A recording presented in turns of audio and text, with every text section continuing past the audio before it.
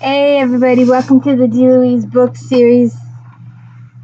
Oh, I'm Christina Kristina, my pal here, my co-host. Uh, I have a Christmas wish, a miracle, but obviously it's not happening. But I would have a wish for 1,000 subscribers. It would take a really big miracle for that to happen. Um, it's just it. Those of you who have subscribed, I really appreciate it. If those of you have big pages or big YouTube channels, maybe you could promote me just a tad. It's probably not going to happen. I need over 900 to get to the 1,000. So, and it's been a year, so obviously, I'm not one of those big up and coming channels that hits off the mark right away. It may take me for the rest of my life to get 1,000 subscribers. Who knows?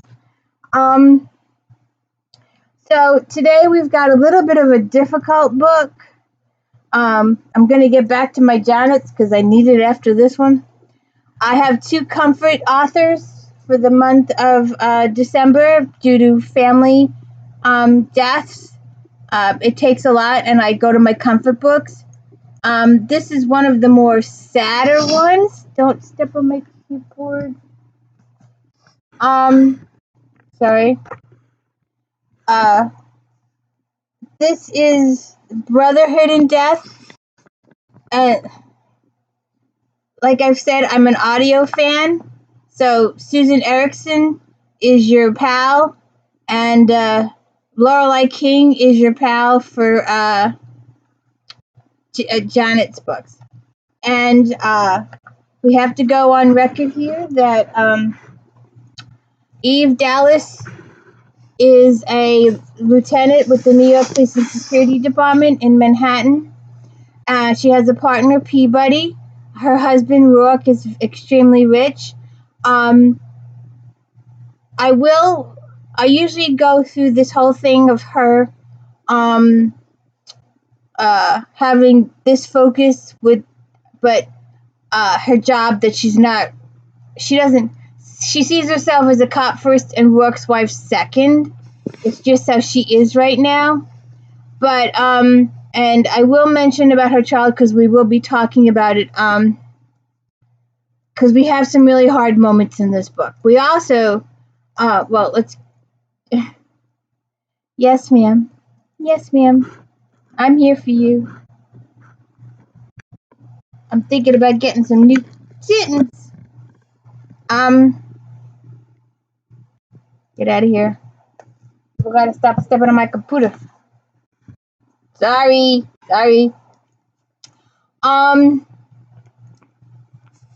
It's just it's, okay. You're killing my cat vibes today. I usually have a cat spiel, but you're mushing it up today. No stepping on the computer. Come on. Ow. Come on. I'm sorry. So we get to see, one of my authors refers to it as on stage. So we get to see a character that we usually only see for snippets get major on stage quality time this time around. And we have he's a really emotional guy, and he's really a brilliant guy. And where was it? We have Eve and Peabody is her partner, and McNabb is her co-hab, and he also works in the electronics division. Would you stop? She's brushing my computer. So if my computer screen is flopping around, it's because she's brushing it. Everybody in this house has got to mark my computer. I don't know why. It's just how it is. That would be crazy. Smokey, come here. Well, what do you keep coming over here for? Oh, Lord.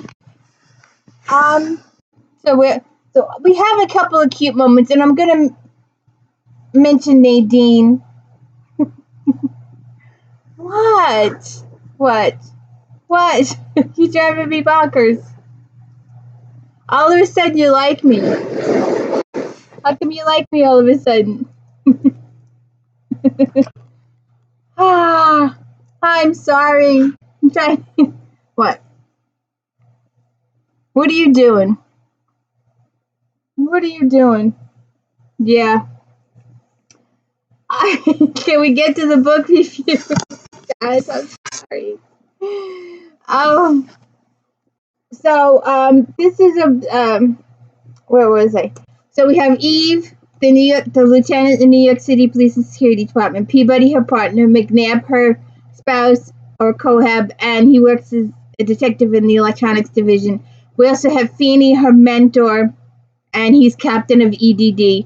Rourke is her husband. Somerset is their major domo or whatever you want to call him, family member. Nadine is a friend, and she's also a reporter. We don't see or hear from too many of the others, so we won't go through all of them. But what was it?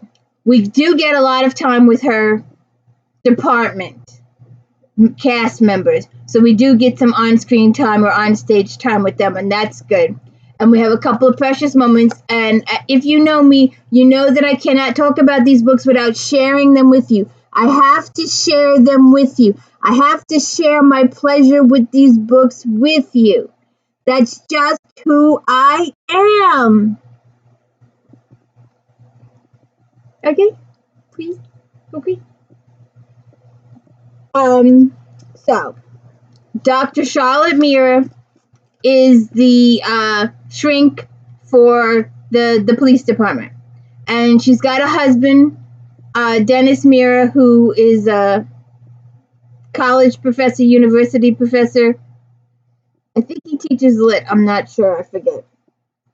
But we do get a lot of background on him that we hadn't had before. He gets a lot of screen time.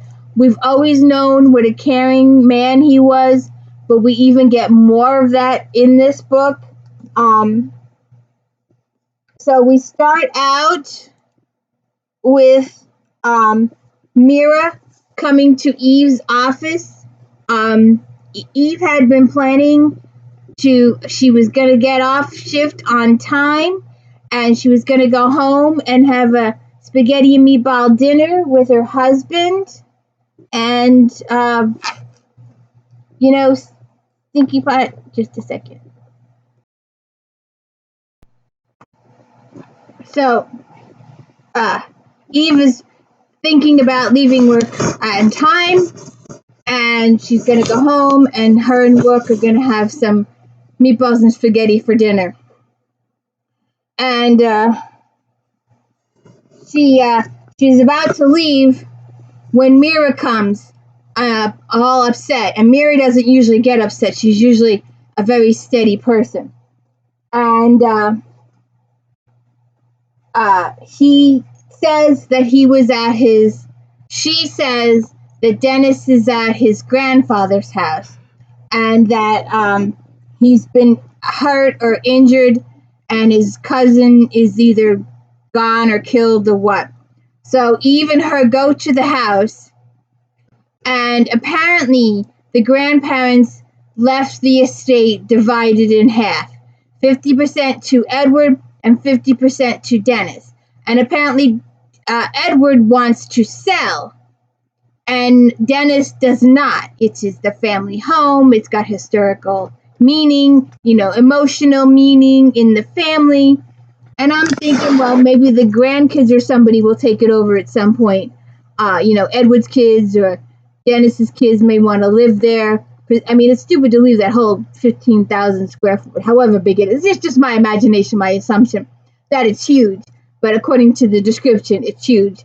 House vacant. So maybe somebody would want to live there. So and Dennis wants to sell. Not Dennis. Edward wants to sell, and apparently he's in some financial trouble.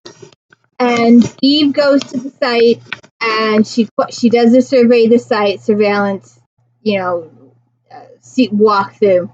And then she talks to Dennis, and he's got a bump on his head. There's signs of blood on the floor, and she finds that he was hit with an elephant statue, and it was consistent with the marks on his cape. So Eve calls Rourke, and I have to. I like the little personal moments, and I have to share the personal moments. She led with, "I'm sorry, don't be." His face filled the screen, and boy, what a face. It never failed to show how some days the gods, the angels, and the poets, the artists all together got together to create something perfect. A beautifully carved mouth, wildly impossible blue eyes, sculpted cheeks, all framed by thick black hair. "You've caught a case," he continued, with those mists of Ireland whispering in his voice to complete the perfection. "Sort of. No body, which makes it different. Or none yet. Dennis Mira was attacked." "What?" The just for her smile in his eyes vanished. "Is he hurt? What hospital? I'll meet you." "He's okay. I just sent them home. He took a pretty good whack to the back of the head, then smacked his temple on the floor when he fell. Probably has a mild concussion, but Mira's on it." "Where are you?" "At the grandfather's house. Mr. Mira's grandfather, or it was. It's half Mr. Mira's, half his cousin, former Senator Edward Mira, who was also attacked and is currently missing. I need to go through the house to make sure he's not dead and stuffed in a closet. Then I have to talk to some people on the way home. I don't know how long. Give me the address." "Rourke, it's in Soho. There's no need for you to come all the way down here on a night like this. You can give me the address or I can find it for myself. Either way, I'm on my way." And he meets her.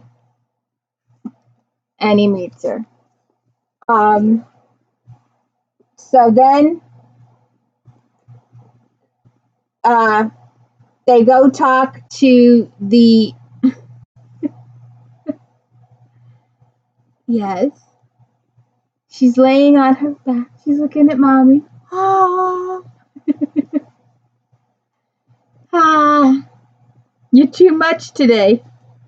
You're too much. You're too much. Yes, you are. Yes, you are. I'm sorry I don't have the camera equipment to show her fancy butt. I don't. There she is. There's my baby. You really don't want to see me, do you? You just want to watch her. Hey, that's my jacket.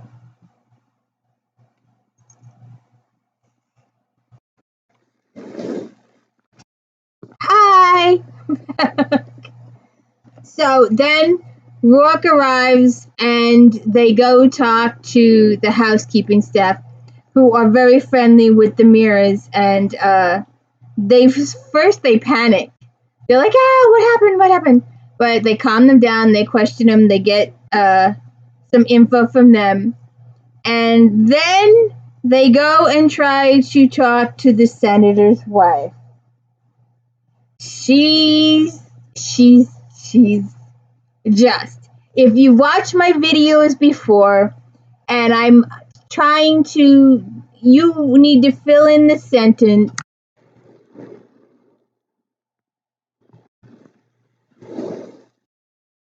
She's just. You can put whatever you want after that. She's just. So they go and talk to the senator's wife. And you be the judge. Now we all know that Eve loves to bully, and I don't think it's nice that she tries to do this, but some people get their jollies over Eve getting her jollies over the doorman. Rourke pulled the DLE to the curb in front of a gleaming silver building. Eve smirked when the doorman looked like a formal polar bear in white livery, with gold braiding hustled through the icy rain to scowl at them. Now, if you are an Eve Dallas fan, and have been reading all the books, and you read Promises in Death, my favorite up to this point. There's another one that takes its place later on, but the DLE was made to look like a hunk of junk, very, very normal, very silver grayish, whatever. But inside, not only is it bulletproof and this proof and that proof, it has security systems, it has technology that no one can even imagine, but nobody knows by looking at it. You own this place? No. Why don't we go in and see if we want to? I get to intimidate the doorman, she said before they got out. Do not bribe him. I think a bribe is better. I think money works better, but you know, Eve. And spoil your fun? What do you take me for? Eve got out, planted her feet at the doorman, curled his lip. You can't park that heap here. I just did. Now you're just going to move it. This space is reserved for pickups, drop-offs, cab, limos, and vehicles that aren't embarrassment to the vehicle industry. If he only knew the truth. She flipped out her badge. This is an official NYPSD vehicle, and it works for me. It stays where I put it. Look, I'm all in support for the boys and girls in blue, but I can't have junkers like that sitting out here. Don't judge a book by its title. And we know it's one of Eve's things, or should we say Nora's things, to get famous sayings incorrectly. It's just one of those things that frustrates the other characters, but we as readers get joy out of, and Rourke gets joy out of. Cover, Rourke said. It's cover, darling. Whatever it stays. She scanned his name badge. Eugene, have you seen Senator Mira tonight? No, haven't seen him, and I've been on the door since 4. Look, pull that thing around the corner into the garage. I'll buzz him, and you won't have to pay. Some might consider that an attempting to bribe a police officer. I'm going to let it pass. And she goes up. And I've got to find they got to go through the security and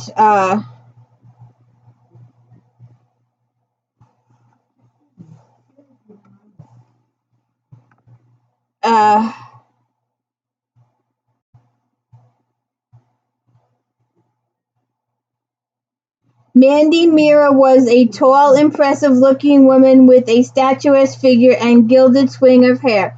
It fascinated Eve that one side stopped at the ear while the other curved at her chin. Eyes coldly blue under a sweep of deep brown eyes managed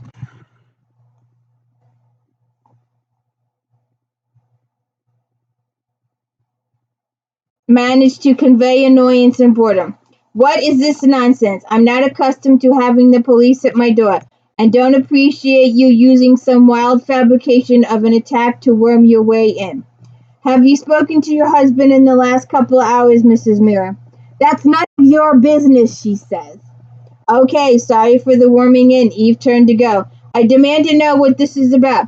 This is about an investigation of reported attack on Edward Mira and the fact that he subsequently went missing. That's ridiculous.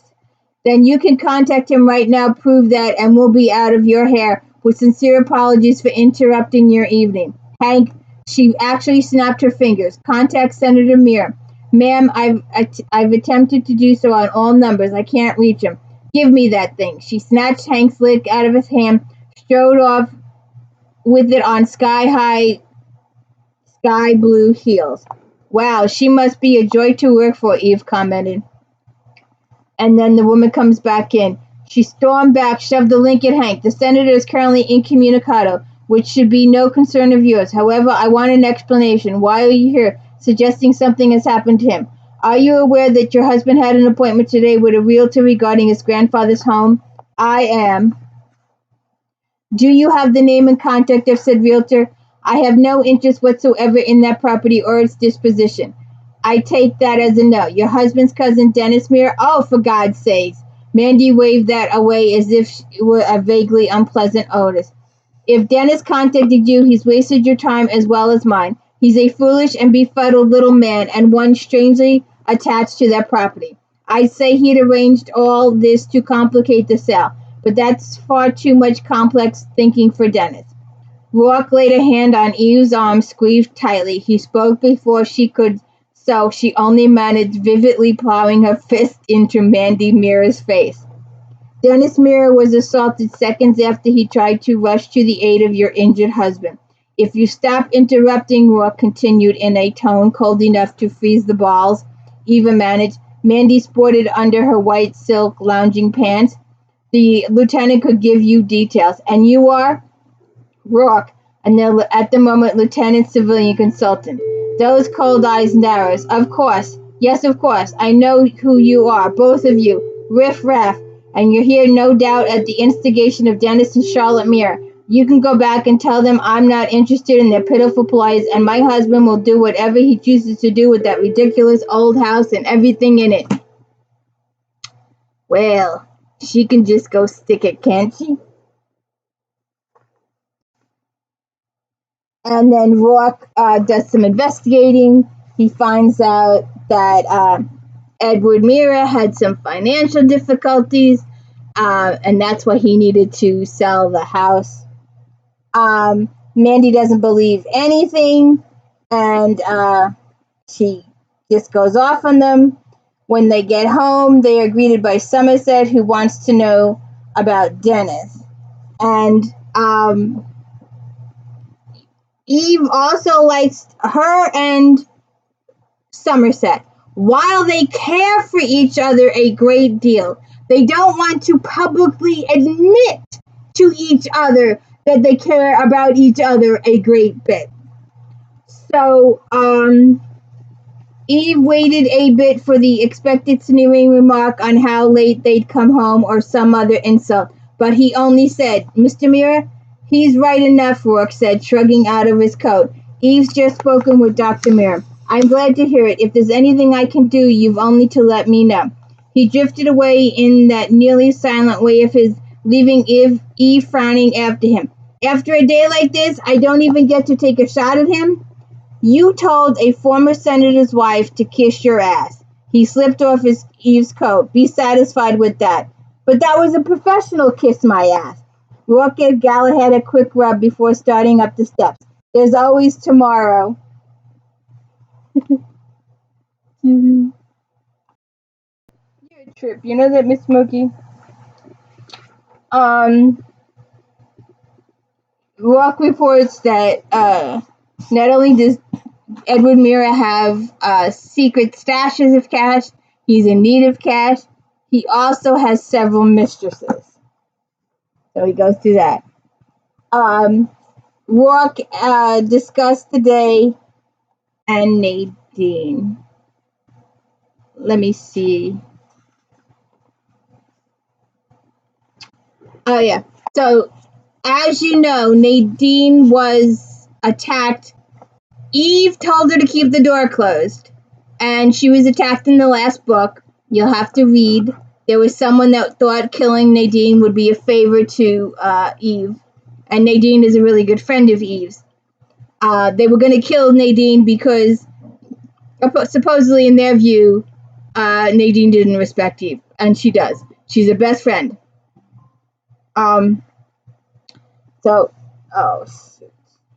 Excuse me.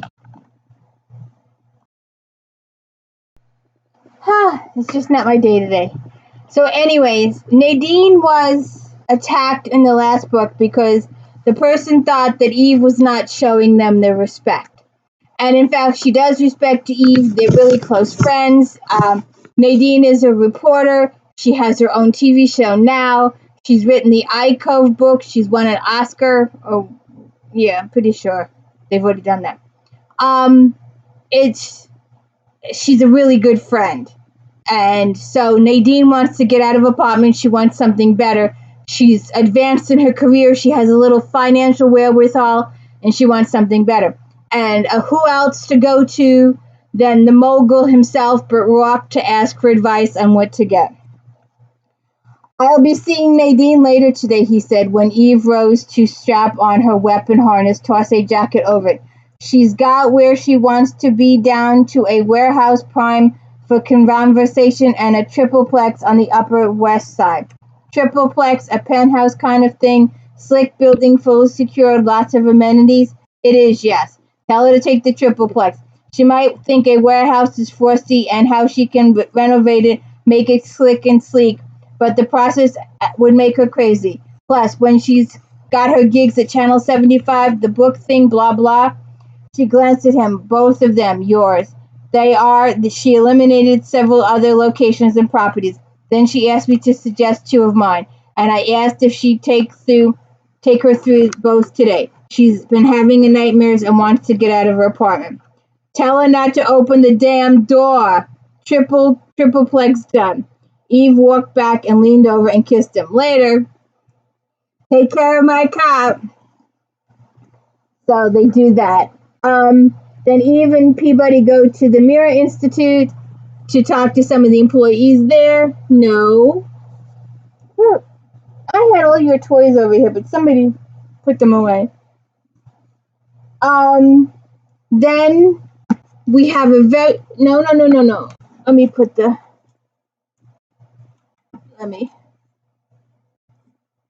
I have my little Christmas tree here. I can't turn it on because then you can't see it. So that's why I leave it off. And I also leave it in front of the cord. So no kitty cats can play with it. Oh, I've got to fix this. So we've got I read it last book because I couldn't help it. There was no way I was going to let that book go without reading the last page. There she goes again. I'm going to make her part of my video one day. Bing, bing, bing. She doesn't tell time, though. But anyways, we've got a very important ceremony going on. We've got a career advancement for one of our beloved, absolute beloved, Troy Trueheart is getting his promotion today. And it's very, very important. And it's one of my favorite moments. So I have to share with you. I have to. Oh, and she found Peabody crying. And as we know, throughout all of these books, this is book 41, I believe. 42. Peabody has been wanting to lose weight because she thinks she has a fat butt. No one else thinks she has a fat butt, but she does. And we've all been there. We all think that personally we look like beached whales. We may not look like beach whales to other people, but to ourselves we do. And so Eve finds her crying when she's putting on a uniform because they got to wear a dress uniform for the ceremony. On Eve's impatient order, a fresh tear spilled. They're loose in the waist and even a little baggy in the butt. I lost some weight. I actually lost some weight. I know how this uniform fit the last time I wore it, and now it's just a little bit loose. Okay, great. Pull it together. Had to share. I love the character interaction. You can solve a mystery and have small bits of character interaction in between. It works. There are some authors that do way too much. There are some authors that don't do enough. But this is a good balance. And she caught Baxter, who traded his usually snappy suit for dress blues, already seated in the front row. Cutting it close, LT. I've got time. You need to switch with me and stand up there with Trueheart. Baxter got to his feet. I appreciate the offer sincerely, but he deserves his lieutenant. I'm going to sit here front row center and save you a spot. Peabody and Basque. His mom's right over there and his girl. You should say something to her, them. I will after. She went around the back through a river of blue and spotted Commander Whitney standing aside in conversation with Chief Tibble. She started toward Trueheart, who was looking young, a little pale, and daisy fresh, but Whitney signaled her over. Commander, Chief Tibble, it's a good day. It is. Whitney scanned the lineup, a broad-shouldered man besides Tibble's longer length. It's good you could be here, Chief. It means a lot to the men and women being promoted, and to me. Before we get to that, to acknowledge them, I'd like to discuss Senator Mir. And they go on to discuss the case. Uh, For now, we will honor our officers. I've heard good things about your boy, Lieutenant. My boy, sir? Tibble smiled, deepening the lines, fanning out his eyes. Trueheart, you did well there. Detective Baxter trained him. He did well. I'll make sure to tell him so. Excuse me. When Tibble moved off, Whitney turned to Eve, his dark, white face sober. It is prudent or professional to tell a former senator's wife to kiss your ass. No, sir, I apologize for any difficulty my lapse caused you and the department. My wife told her to shove it. I'm sorry, what? Though his tone remained quiet and serious, humor bright and unmistakable fired up his eyes. Anna served on a couple of charity committees with Mandy Mira. In general, my wife's anger is shown in cold disdain. So then they discussed that. Eve stood on the stage with other ranking officers and those being promoted. She stood at parade rest through the speeches, brief, mercifully brief. From Tibble, from Whitney, a scan of audience showed every single member of her division in attendance, and though she wondered who the hell was manning the ship, it made her proud to know every one of them detectives' uniforms took the time to be there for Trueheart, because he's Trueheart. He got injured several times, and his mother thanks Eve, and Eve's like, I got your boy injured, I put him in danger.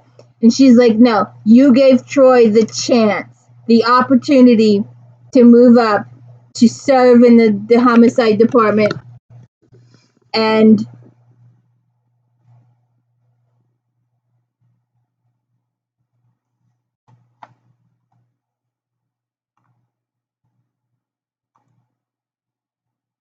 good Lord.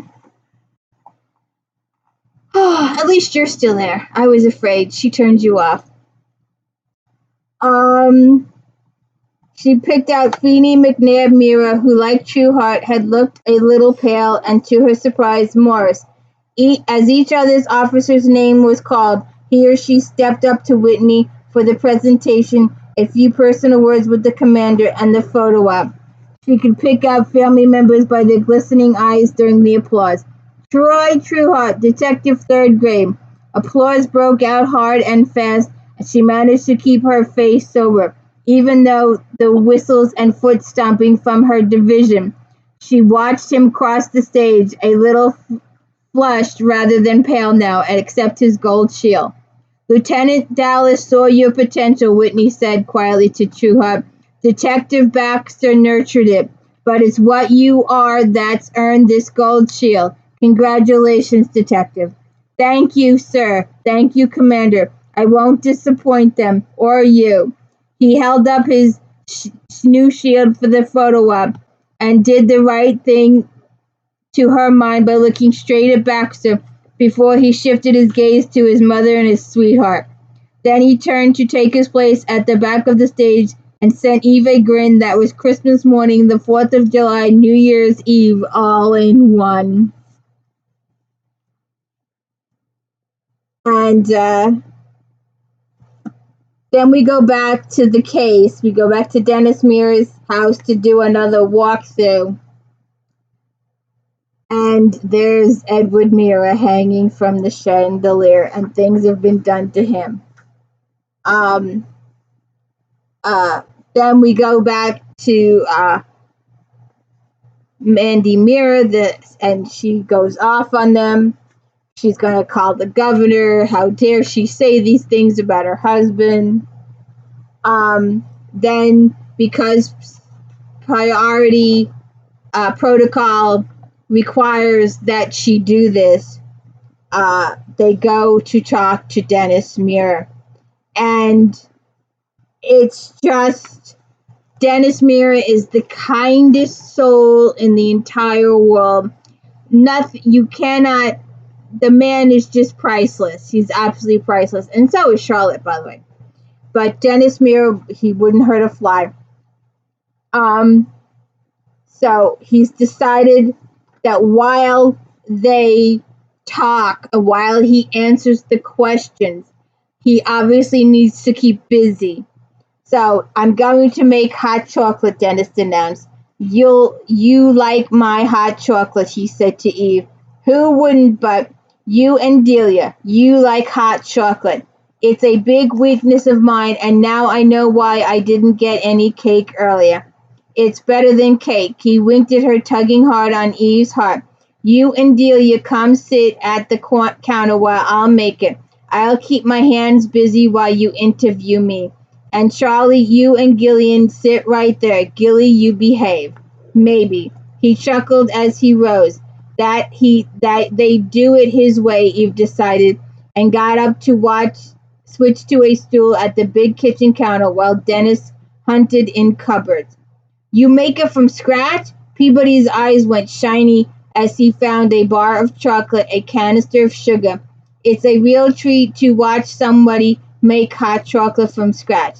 Eve sent Peabody a look to remind her that they weren't there for a treat.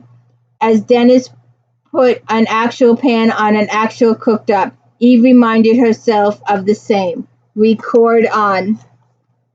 And this calls for a moment. And I want to point out, if you watch my Janet Ivanovich videos, you'll see me waving the box of Krispy Kremes because I can't read Janet without Krispy Kreme. I can't see Krispy Kreme without Janet. They just go together. And as long as we're talking about hot chocolate here, one of my evil friends, gave me these for Christmas. Not a little bag of bite-sized chocolates that one could be tempted with and have one little piece and let it satisfy the chocolate for the day and be done with it. But no! Now I gotta figure out how to eat these and then secure them for future reference. But there's no way. A little bite-sized package would have been good. So, and there's a diabetic husband in the line. And I have to show it to you. If you haven't seen it, I'll have to show it. But we are 12th, 15th cousins, whatever. But anyway, this is Christmas. We're on a diet here. We're with Peabody. I got me some Swiss Miss too. I should have brought that, but the packet's plain. So anyways, back to my little story. So they question him, and the hot chocolate is on the ceiling. And I didn't mention it before because I forgot, but Eve's closest and oldest friend is Mavis. And Mavis used to be on the grift. They keep mentioning that sooner or later we're going to get to a book where they don't mention that anymore. It's getting quite old, and it's no longer valid. Mavis is now married. She has a child. Leonardo's a fashion designer. She's got a career. She's a rock star. And Eve grew up in the foster system. And she did not participate in any birthday parties, in any celebrations. There was never anything like that in the house, in the foster houses she was with. So, she's not used to it. She has hard times with it. I'm using the power of positive thinking.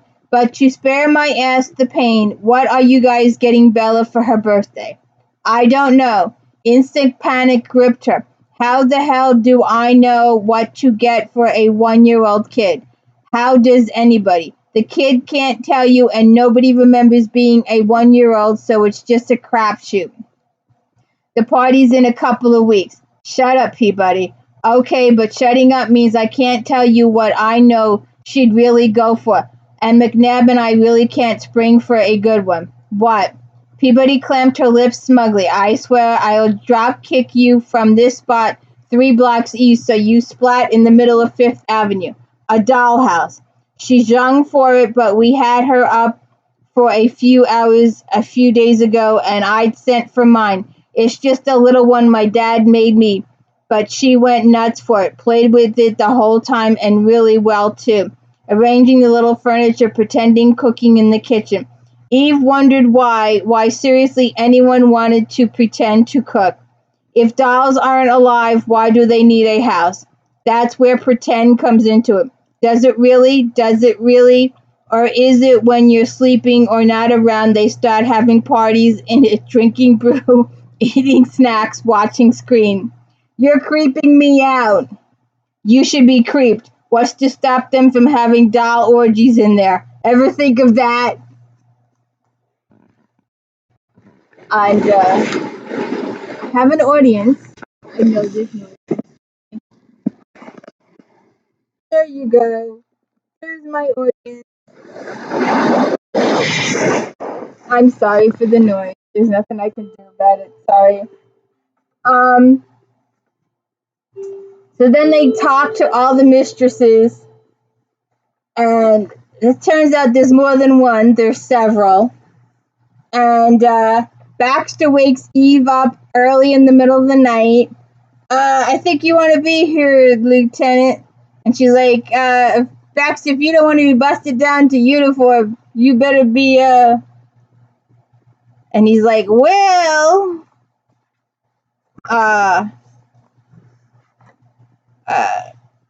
he was, I'm not going to try and spoil it for you, but he was done the same way Edward Miro was.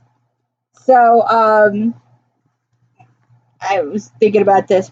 Once upon a time, there was a group of men who belonged to their own made-up type of college fraternity, and they called it the Brotherhood. They did some really horrific stuff to women. They drugged and physically and mentally abused these women horrifically, and other details will be revealed in the book. And now their victims have had enough, and they are striking back. And it's the victims that are seeking revenge. Later, Eve will tell them that they have if they had come forward and revealed this information to the police, especially her, it could have been handled. And now they will also be punished for what the women will be punished for what they did to the men. If the women had come forward, then the men would have been punished and the women would have got some kind of closure that way. But this way, the women are going to go to prison and the men are dead. So yeah, they suffered for the whatever they suffered for, but that's it. If they had come to the law and had sought the law, they would have suffered for the rest of their lives in prison for 10 or 20 or 30 years, however long the rest of their life would have been. But now they've limited their suffering to 24 to 48 hours, and then that's the end of it. They're dead. They won't suffer anymore. Unless, of course, there really is a hell. You can do it that way. But Eve was telling these women at the end, when the case is finally solved, and I'm probably getting ahead of myself, that if you had come to the police, they would have suffered eternally, for the rest of their lives. Public humiliation, their families would have, the whole 9 yards. But you doing this way, So, they've all got tattoos and stuff. I did want to bring up this one other moment. Eve had one of the houses has an entire room full of dolls. Probably $5,000 or $6,000, and Eve just goes off. And then they find a little hidey hole. The man has his safe in the bathroom. Now that's a unique place for a safe, and it's probably a really good idea. Man has his side of the house, she has her side of the house, and she would never go in his bathroom. It probably smells, blah, blah, blah. And that's where the man kept his safe, and that's where they find the golden key that gives them the golden answers. And they try and talk to some of the other guys, but they don't listen, and they end up dead. But I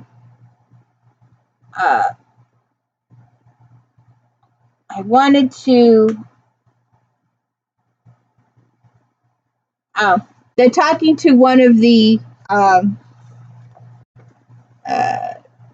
neighbors of one of their people, and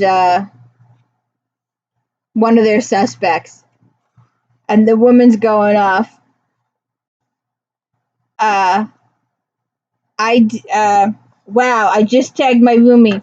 Officer Tanker said it was okay if I did, and I told Reb, my roomie, how I learned Officer Tanker say to Officer Messing that Lieutenant Dallas was on the way. And Reb said, bullshit, Laurie, no way. And I said, true way, Reb, but he didn't believe it, and here you are. We saw the vid. Julian is so completely iced, and Reb said that when we did how he do you in one heart knock, and I said, gee, that's probably rude. Sorry, can I take him back and show him you're here? No. Now that we've had our light moment, we're going to have a really serious moment. Eve goes to talk to Dennis Muir one more time, and she lets it out. And there is such a thing as doctor-patient confidentiality. And Eve just figured that because he was her husband, Charlotte would have spoken to him, at least broadly. But no, Charlotte is a very strictly, she's going to sleep. Very strictly doctor, but she didn't say a word. And so I've said that Eve has had a tragic childhood, and I usually give that spiel at the beginning of the book, but other things had happened. So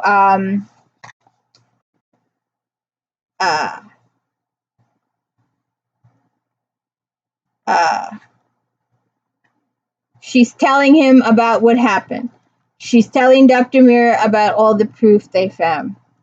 And where's that sentence? His gaze full of grief came back to hers. You want to ask me if I knew about this? No, I know you didn't. Should I have? I knew they had secrets, and I thought I honestly don't know or remember what I thought, but that I was excluded. It bruised my feelings at first when Edward would brush me off. No time for me. I rarely saw him. They had a house, a private home, and she goes on to it. I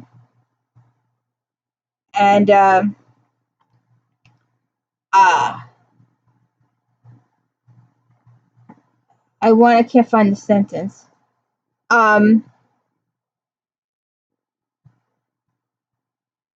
She goes, I'm going to do everything I can to find him, not just to see he pays for his part of this. But if they find him first, he's dead. Killing them isn't justice. What was done to your cousin wasn't just. I get you might think because of what happened to me, I might see it that way, but she saw his eyes change from sad and angry to shocked, then sorrowful, then so desperately sympathetic her insides trembled. I figured Dr. Mira would have told you. Oh no, Charlotte would never betray your confidence. My sweet girl, he comforted her. I'm so sorry. What you do every day is so courageous and so dangerous. It didn't happen on the job. She wanted to push to her feet, get out, get away from that quiet sympathy, but her legs had gone to water. I was a kid, she heard herself say. It was my father. It was he who moved. He rose, came to her, took her cold hands in his. Without a word, he simply drew her to her feet and into his arms, where he held her so gently she felt she would break. It's all right. I'm all right. She managed even as she began to shake. There now. There. You're safe. here. You're safe here. It was a long time ago. Time doesn't heal whatever they say. It's how we use that time can heal. He stroked her back as Rourke often did, and tears burned like embers in her throat. You sit down now. Sit right here and wait. I'll only be a minute. I should go.